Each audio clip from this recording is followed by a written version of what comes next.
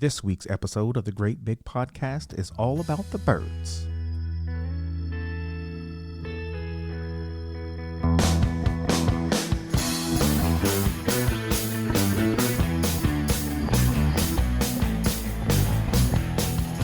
Welcome back to the show. I'm Corporal Kyra Pearl with the 3rd Armored Corps Public Affairs Office. And I'm Janice Wright with the Garrison Public Affairs Office. And we have 2 special guests today. Would you like to introduce yourselves? Yes, I'm Scott Summers with the DPW Natural and Cultural Resources Management Branch. I'm a field biologist. Ooh, so we're going to be talking about animals today. Yes, so if you are an animal or bird lover, you might want to tune in. This is going to be quite interesting. So why are you here to talk to us today? Okay, well, I'm here to talk to you today about what you might see if you're out on one of the training ranges in the coming months. So from January, right now, as I speak, all the way up until May, we're going to be populating the brown-headed cowbird trap cages. And there's about 20 of them this year that's going to be scattered across Fort Hood along the West Range and West Fort Hood, and they're going to have live birds in them. And the tendency is for people to get really curious as to what they're there for, why are these birds here? And so I was going to just elaborate a little bit on what you can expect and what you should and shouldn't do. Awesome. So what is a cowbird? Because in my head, I'm picturing some weird mixed matched animal. All right. Well, so a brown-headed cowbird is what we call in science an obligate brood parasite. And that means that it requires the nests of other species other than its own to lay eggs and rear its own young. So if you're a soldier out on the range and you see 20 of these cowbirds, they're black with brown heads, the males. The females are kind of a small brownish, grayish color, and they're monotone. They're going to be in the traps, and they're actually there to serve as live decoys to attract more in through a slot in the roof in each trap. And so as the traps become populated, I start them out on the wetland vegetation here in the cantonment area along our cantonment lakes. And I catch the first birds there, and then I distribute those throughout the traps on the ranges. So if you see the birds inside, that's what they're there for. They're there to catch more. And the reason we're trying to catch these is because we believe there's too many of them out on our landscape today. So why is that? Well, long ago, before Europeans settled North America, there was a different ecosystem out here. It had prairie dogs. We had gray wolves across the mid-plains. We had grizzly bears in our grassland ecosystems. We also had a bunch of other things, but we had bison, and they were migratory in behavior. And so we had cowbird parasitism that went on. Then these cowbirds took advantage of the migratory bison, and they were only perceived as a problem where the migratory bison were that year. So when Europeans settled this area, we put beef cattle everywhere, and so they're now more sedentary. They can actually use cattle the way they used bison long ago. So let's back up just a little. How did they get to be a brood parasite? Well, this is what the scientist world believes. They believe they started out from an ancestral cowbird in South America eons ago. So however how you want to believe that, if they lost it, and then several species speciated from the tropics, and they basically took advantage of a niche in these migratory bison. They already were brood parasites at the time, so they're using all these different species. Where the problem came in when they became sedentary with beef cattle, eventually there were more of them than what nature usually has. Does that make sense? Mm-hmm. And so as a consequence, some songbird populations were declining.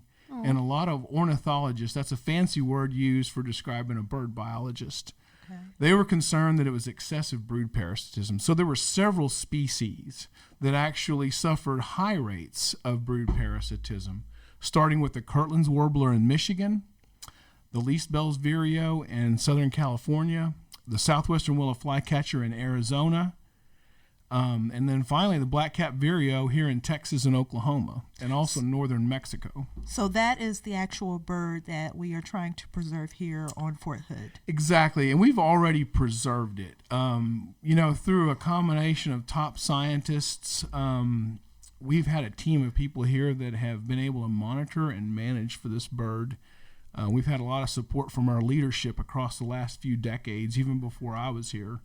And we actually won the 2017 Military Conservation Partner of the Year from the Fish and Wildlife Service. So that was a big honor. We were very proud of that. But a year later, it was delisted because we had more than we needed for our recovery area. Oh. And there were also other populations that were outside of Fort Hood that helped the decision makers in the Fish and Wildlife Service, which is the regulatory agency that determines the listing status. They felt better about those populations and ours as being stable, so we were recovered. So now what we're in a 5-year plus recovery period. Every species that gets listed endangered that gets recovered has a minimum 5-year recovery period. In the case of the black-capped vireo here on Fort Hood, this great success story that I'm so glad to share as it relates to these cowbird traps, I don't want to lose focus on why I'm here today, is to explain why they're there, is the birds got a 12-year instead of a 5-year. Okay. And so we're expected to monitor these things unless the decision makers change their mind. We're going to keep monitoring them through 2030. And so right now we're still monitoring the impacts of cowbird trapping and removal and how it would affect in the future. And right now our answer is they're good. It's a good conservation tool. So basically, as somebody who is not well versed in the bird and the conservation terminology, the cowbirds were part of the issue that were endangering some other species like our black-capped vireo. Black-capped vireo, there we go. And because of these traps, it's helped us to make this once endangered species no longer endangered. That's exactly right. Okay. Fort Hood had good habitat. One of the great things about the Army land ownership is that they are great stewards of the land. This is no secret to the science world. Fort Hood has maneuver training. They have periodic fires, different disturbances that actually favor the black-capped vireo's habitat, which is a low shrubland habitat intermixed with grassy patches. And so everything the Army does to get ready for what they do, to accomplish their missions, to get ready for what they have to do next, actually favors the vireo in a landscape context here. Well, I'm going to ask a question that, people out there might have as well. What basically contributed to the need for these cowbirds to come and just drop off their young or their newborns in another nest? Why isn't it ingrained in them to take care of their own, like, in other birds? Okay, well, I've got a short answer for that. So I've read a lot of literature on cowbirds over 20 years ago. I've been here since 98 doing this job. And Dr. Herbert Friedman, he was a very scholarly and accomplished ornithologist from about 1930 to 1960.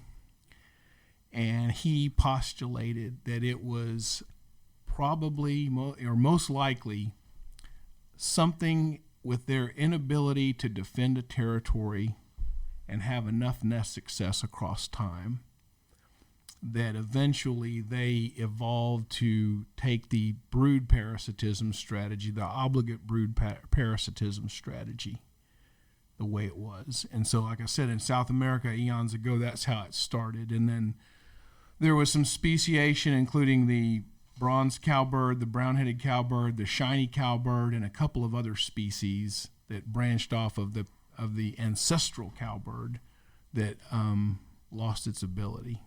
And so, if to answer your question, it was its lack of success and being good at defending its territories down in the tropics, its ability to have success, and so it adopted a different strategy for that reason. So in layman's terms, they can't defend their young, so they kind of Let someone give else their defend young to somebody else. Yeah, well, in this case, it could have been excessive rates of nest depredation.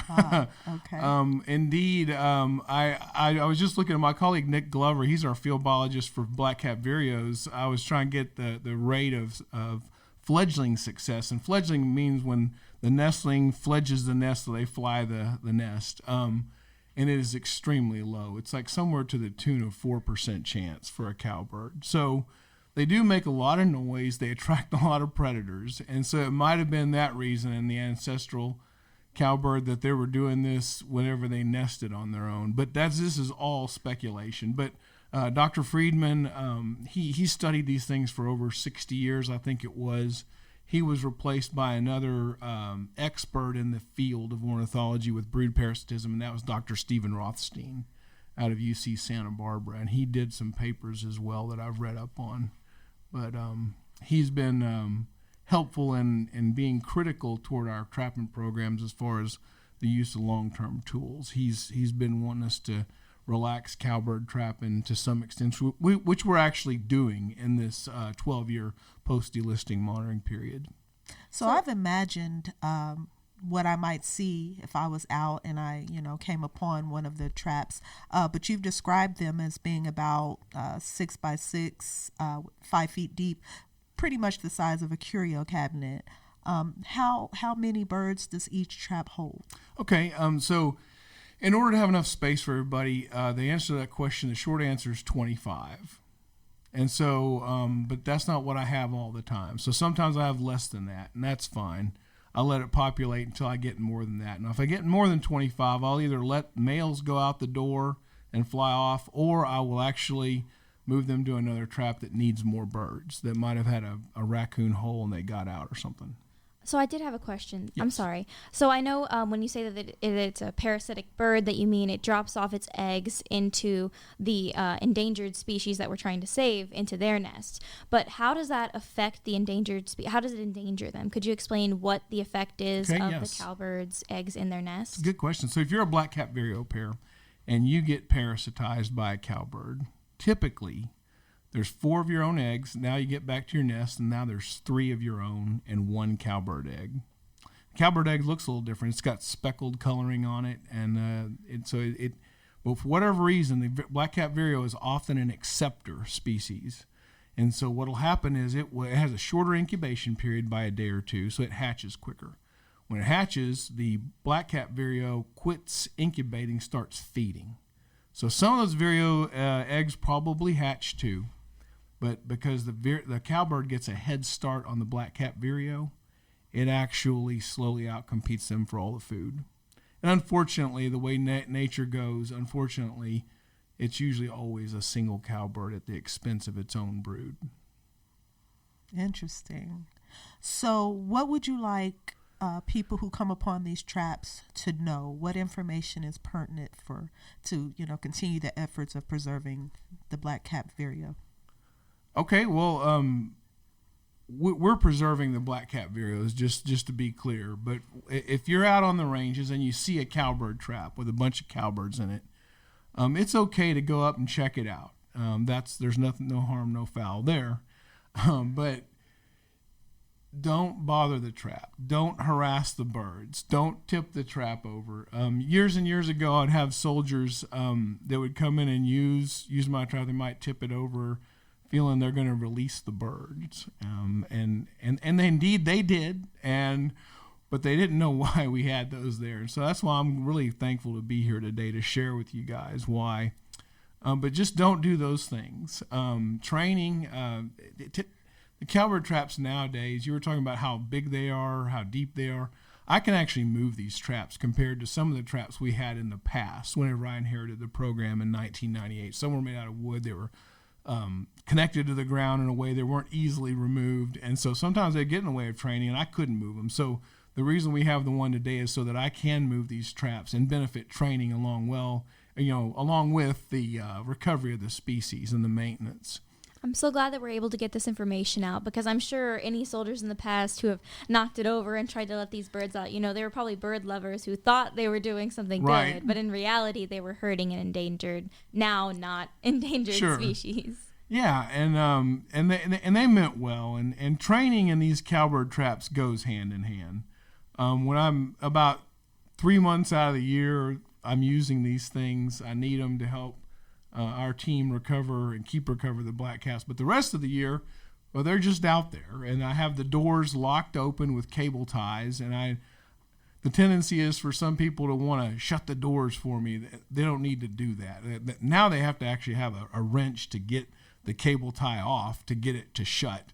But the reason I don't want the door shut during the off season is because if the door gets shut and an animal or a bird were to get through the slot inadvertently, I'm not going to be there. So we don't want that. So I do periodically drive by the traps once every couple of weeks to make sure everything is okay. But the cable ties seem to have helped that area. If soldiers want to use them for jails to hold people, I can do that too. All they have to do is call me. My number is there. Call Natural Resources, get a hold of Scott, and I'll be happy to do it during the off season. We 1 year I was out and about on the East Range checking these traps, making sure they were still all good to go in the off season. And some of the people that fly the helicopters that do Bambi Bucket were asking me about them, and I was like, "Hey, man." I was like, these are for, what I just described here. And they're like, well, we were thinking about using them for a target for Bambi Bucket drops. And I was like, wait, that's fine. You can do that during the off season, but don't do it during the field season. And then I got with my colleagues and I was wondering, wow, maybe I should put a big sign up that says like a DZ for drop zone and put a big slash through the middle of it so they know not to drop there. But it doesn't matter. Now, fortunately, I'm able to get these forums like this news outlet and get the message out on what they're there for, and so that's good. But the Army's been a very good partner. So, well, we're definitely happy to help you get the word out and get this information out as well. I just had a curious question. How do you decide where you're going to put each trap? That's another good question. So, when I came here in 98, I was a vireo seasonal. So I was running around wading through poison ivy, and then I ran into the cowbird trapper, Gil Eckrich. And this guy's a conservation legend in Central Texas. And the guy that hired him, John Cornelius, he's a former DPW or Garrison Hall of Fame winner from a few years back. And these guys were really intellectual guys, and they were passionate about their work. And they came and they hired me to run these traps that year, and I did. I was real passionate about it. I didn't know there was a seasonal cowbird trap because there wasn't. I actually talked to Gil Eckrich, my former mentor. Well, he's still my mentor today. He still photographs for us and serves as a volunteer, a very useful volunteer for our branch. And but he was the guy that figured out where they ought to go on the landscape. Through a period of trial and error with his boss, John Cornelius, they figured out that trapping in the habitat areas wasn't an optimal way to get the right number of birds. They actually moved these out in the cow pastures. So what cow pastures, Scott? This is the Army installation.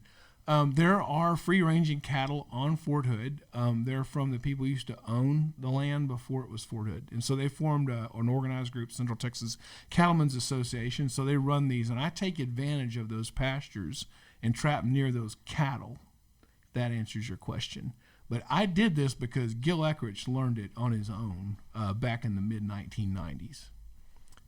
So you have to ask the question, well, why in the cow? Aren't they over there in the vireo habitat? Well, to answer that question, we actually did a telemetry study. John Cornelius launched it through a contractor in the 1990s where they removed a bunch of cattle off a certain range, and they found out that the cowbirds would just go to the nearest cattle off Fort Hood and forage during the afternoons, and then they would come back on in the mornings to parasitize the vireos on Fort Hood. What is the exact draw of the cowbirds to the cattle? Yeah, so this goes back to the ancestral cowbird. When they speciated North America, they took advantage of the migratory bison. At least this is what scientists will tell you. They already had the parasitism in nature, but they learned over time how to more efficiently forage between the grazing buffalo, if you will, bison, their front feet and their mouths. So if you're ever out on the range and you watch the cattle this spring in April, May, June, look real closely. You might see some cowbirds if there's a cow out there foraging, especially in the afternoon. Because what they learned that year, or those years, was that they would use the cattle just like they used to use the bison. And so that's what caused the population explosion from coast to coast. And then I know that this conservation effort is focused on the no longer endangered black-capped varia. Sorry, I can't say that word. That's fine. But what does happen to the cowbirds? They're not in these traps all year long, are they? So we release excess males throughout the breeding season, and then at the end of the season, we'll release the remaining birds. Okay, that's good to know. The goal is I don't want the audience to think, well, the goal is to exterminate. No, that's not the goal. These things were native. They're still native. I shouldn't say they were native. They're native. They're protected by the Migratory Bird Treaty Act. They belong here. They just don't belong here in excessive numbers to the point we lose all our black-cap vireos. Understandable. And so the goal is to get it low parasitism, not to eliminate. So overall, what is the most important reason why this project is so important? Well, this project is so important because if we have endangered species, it doesn't always, but it can lead to training restrictions. And we don't want those. And we do a good job. We have a good partnership with the U.S. Fish and Wildlife Service. We have a good partnership here with the Army, and we want to keep it that way. And so that if there was an ultimate reason, it's to keep it recovered so we don't have training restrictions. Excellent. It's a very Army reason. Well, I don't know about you, Pearl, but I feel like I'm almost a bird expert. Almost. It certainly feels like it after today. You guys, thank you so much for coming out and giving us all this great information. Well, thank you for having this and having this forum. Thank you all. If there's any if there's anyone that wants to reach out or learn more information, is there a phone number or a page or something that you'd like to share? Yeah, I mean, there's my phone number. My phone number is so it's Scott Summers 254-423-4779. We also have a Natural and Cultural Resources Facebook page. Y'all can seek us out on that. I don't always have content on it, but I always repost content that has been cleared through public affairs. And then I have other stuff that goes on there when I pass it through our program management. Of course. Thank you so much. Thanks for joining us today. Thank you. Thank you.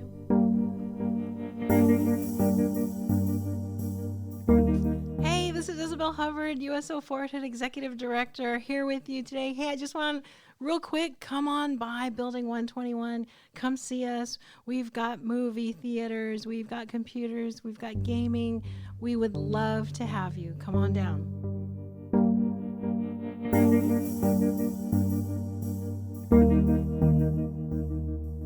Bottom line, don't touch the birds. That's Easy. what I got. Easy. Look, but don't touch. Exactly. Also, I saw that pun you did at the beginning of the show. It didn't fly over my head. And it was very punny. Yeah, see, I was trying. I didn't even know. I have seen those things out there in the field, the cages, the little sanctuaries, and I never thought that people were sitting there putting them in prison, putting other soldiers in prison for playing around with them. So that's pretty interesting to me. Yeah, we can act like children sometimes. Yeah, I'm yeah, so we glad can. that we were able to put the little PSA out there. You Yeah. should not be doing that. Yeah, you should not don't do it. I thought it was just pretty interesting learning about the birds because it's something I wasn't aware of or familiar with before. Yeah, I didn't know that either. That being on Fort Hood now, I think I've been able to just learn so much about the community and just about the things that go on Fort Hood. I also think it's really interesting whenever we talk to the conservationists Mm-hmm. because a lot of times, I don't know, I feel like we think a lot about people and Yep. not a lot about everything else around us. Yeah. It never ceases to amaze me the things found on Fort Hood. I'm always amazed at what we discover. Yeah, it was pretty good. This week we had a long weekend. This weekend it was MLK's birthday this weekend, so a lot of people went out of town. A lot of people was able to relax and just take time to reflect that day. this past 4 day. Did you guys have any plans this weekend? I went out of town. I went to Florida. I went to Key West. It was lovely. I mean, it was gorgeous. Did you fly down to Key West or did you drive? We actually flew. My family and I actually flew into Miami, and then we drove about an hour That's so and a fun. half to Key West. It was just, I had never visited that area, and we went to a nice resort, and it was lovely. It was really nice. The thing that scares me about Key West is driving the Key. Have you been to Florida? Key No. West. It's like there's a lot of bridges to get to the Yes. Keys, and it's like It's very no. scenic. It's very beautiful. No. Although we were driving at night. Oh yeah, I'm scared of Oh bridges. no, That makes sense. Oh. you're driving over water at night. I'm good. Yes, That's it was still intense. very scenic. I Yeah. mean, I could see the the That's so anxiety scary. of driving Yeah. across the bridge at night. But Oh goodness. my brother, he handled the wheel very well. So Yeah, I I know. felt I safe. can't drive. I can't be the one behind the wheel whenever there's a bridge. Even the tiny bridges, like in this area, Yeah. I can't. I get too distracted and scared. Yeah, I think there's not. This week has been a pretty short week. I mean, we came back to work on Tuesday, and it's Thursday now, so it's like tomorrow's Friday. We're done. The week's over. I'm happy to have a short week. That's a positive, I promise. Yeah, I think no one's gonna complain about it yet. Certainly not me. Yeah, no. Yeah. Do you guys have any plans for the upcoming weekend? I plan on putting my house back together. My sister was visiting for a while, and she just left on MLK's birthday, actually. Okay. So I gotta clean. Ugh. Lots and lots of cleaning. I hate second cleaning. that. My projects are ongoing with the cleaning and the organizing. There's the garage. It never ceases. Honestly, it matches up with the weather though, because it feels like spring, summer already. Yeah. Even though, don't forget, just because we're in Texas, technically January is winter for everyone else. Yeah, everywhere else it's. I think this week it's been in the. It was in the 80s, and I think Wednesday it started getting a little bit cooler. But for the most part, this week, the past couple of days have been great, like short weather, and everyone else is like, no. I Well- welcome it, but it's very confusing. It's not It is. comfortable when you're in full uniform. I Yeah. will say that. I could see that. You never know. It's like, do I need to bring a jacket today? Like you just never know. Like, is it time to put away the fall gear? Is it, should I leave it out? Should I Yeah, put it so- away or should I leave it out? A little back and forth, that's for sure. I say that we have about. I think it's going to get really cold again before it gets hot. You think so? I think so. Really? That's my prediction. I was worried that it was going to get real hot out of nowhere, and then we'd like lose the little bit of spring that we got. Like but also with my prediction, I also predict that the Cowboys will go to the Super Bowl. So we'll see how that goes, since they haven't been since the 90s. I plead the fifth on the Cowboys. So who is currently on their way to the Super Bowl? Well, Chiefs. boo. But the Cowboys did win. We don't have Sam's not in here today, so we can't do sports with Sam. But the Cowboys did win on Monday night against the Bucks, so that was a good game. So we'll see. Like I want them to go. Do I think they will go? Probably won't. They're probably their next game is going to be it. So we'll see. Poor Texans. Yeah. Well, like I said, I look forward to seeing the Chiefs in the Super Bowl. No. Hey, Chiefs Nation all the way. And, you listeners are hearing it firsthand. Chiefs Nation for the win. I think that's you know what? I think this week, I think the rest of the month we don't really have anything coming up. A bunch of little stuff coming up across the installation. Make sure that if you're out there and you want to know what's going on Fort Hood, you follow the 3rd Armored Corps Facebook page as well as the Fort Hood Garrison Facebook page, and on Twitter and on the Instagrams and on whatever else that you can find social media. We're on all the apps. Well, we're everywhere. So you can find us. You will find some information about what we'll do, what's going on here on Fort Hood, and you can come out and join us. I don't think I have anything else about this week or next week or the week after that. Do you got anything? I'm good. You're I'm good as well. All right. We want to thank you guys for tagging along and listening to us talk about cowbirds. And yeah, I hope you guys enjoyed the episode. Bye. Bye-bye.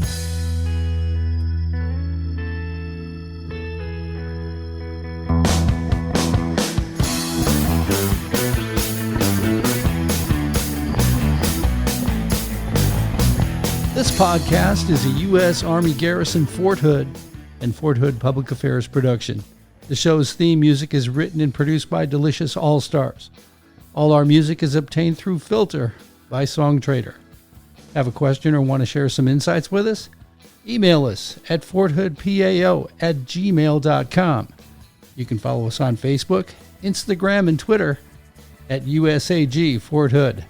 And as always, be sure to leave a review and subscribe wherever you listen to podcasts.